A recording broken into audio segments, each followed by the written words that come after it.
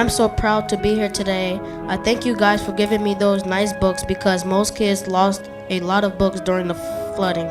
Thank you so much for giving me those books. Hard enough for a kid to lose everything they've had. We are very fortunate to have you, and I wish I could repay you and God for helping us. Thank you so much for everything. When I received the letter from the school telling us that we would get books for my kids, it was a blessing because they didn't have not even one book. Thank you to everyone who was there to assist us and help us to make it through this hard time. We really appreciate it.